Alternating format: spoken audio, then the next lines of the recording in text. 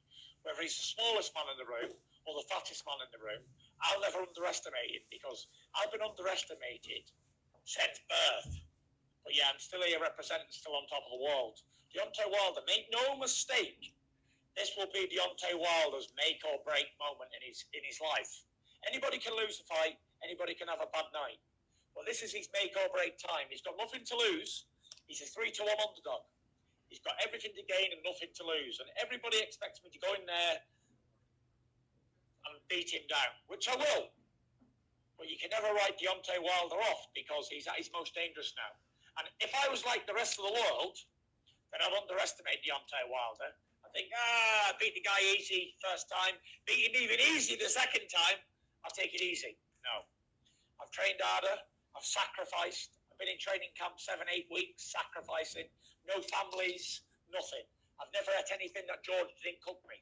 I've never drank anything that George didn't put out for me. You know, I've trained hard twice a day, six days a week. I'm really, really ready and prepared. There's not one thing more that I could say, hand on heart, that I could possibly do to prepare any better for any fight. This is me. I'm at my peak. I'm at the best Tyson Fury ever is now. None of my real concern about where the belts are, as long as my belts are strapped around my waist.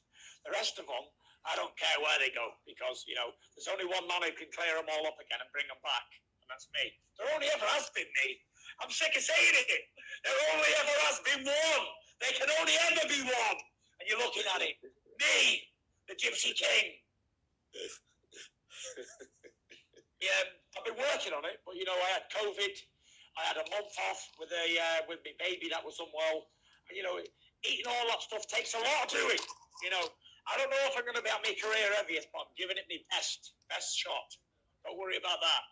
Just know that I am a behemoth among men. 6'9", 270 plus. You know, I am the real star to the big men in the division. They said Sonny Liston was the star to the big men at 6'1" and 215 pounds. But, you know, I'm setting a landmark here.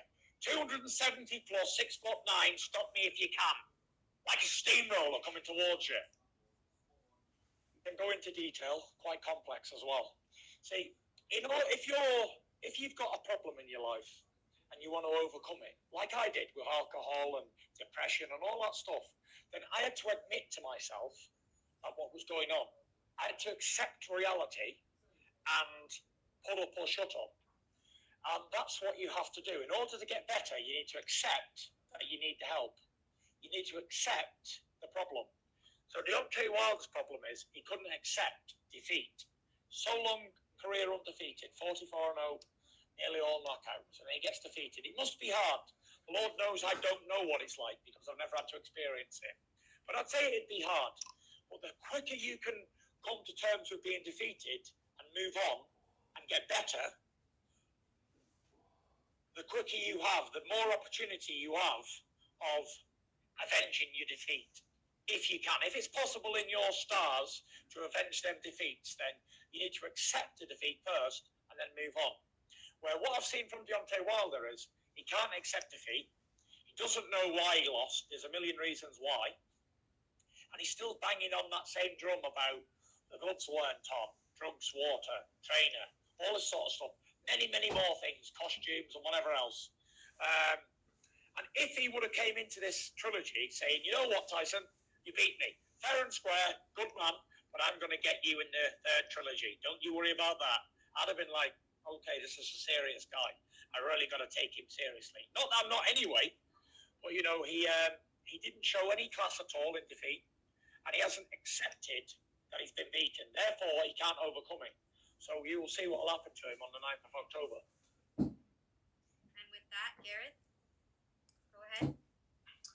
Very good evening. Thank you, Bob, Tyson, Frank, for your time tonight. It's appreciated.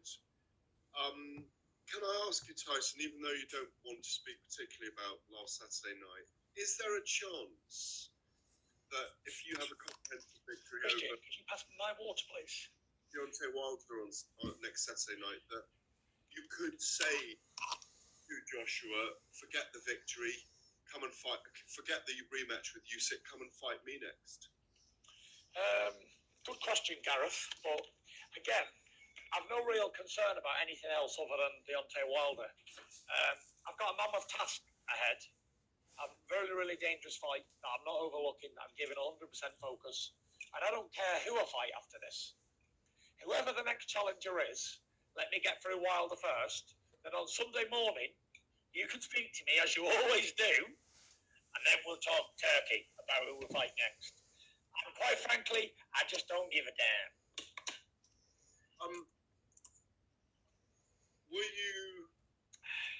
Can you just give an assessment then of how good you think Alexander Usyk is as a heavyweight? He did his job, Gareth, and that's all I know. He won his fight, good luck to him. There's not much to express, you know. Did I watch the fight? Yes, I did. Was I absolutely wounded that he won? Yes, I was. I was hoping Joshua could win the fight, but he couldn't, and that's none of my business. And one thing that I have learned in my life, and not that I've ever been involved in other people's businesses, but I always keep this nose out of everybody else's business, because it's none of my concern. The only thing I'm bothered about is beating Deontay Wilder, and that's the most dangerous heavyweight out there. In my opinion, Wilder beats Joshua, Usyk, all the rest of the division comfortable, but he cannot beat me. Thank you. Looking forward to seeing you on Monday.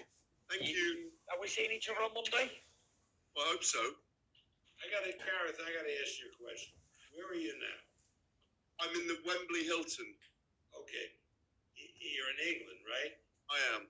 Right? And it's evening, right? It's 10 o'clock, yeah. What are you wearing the fucking sunglasses? He's been dug out by Bob. Oh, Bob. You know loads about boxing. You don't know shit about sunglasses, I'm afraid. Looking forward to seeing you next week. Cheers. Jared.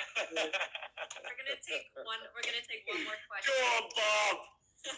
He led him right into the trap. Led him into it. What time was Sugar? Yeah, we had about 1, 2, 3, 1. We've had 4 or 5 training camps now, back to back. We've spent a lot of time in our holidays together, where we were still ticking over, still doing bits and pieces. I've had a long time to get used to his style a bit more now, and he's a fantastic coach.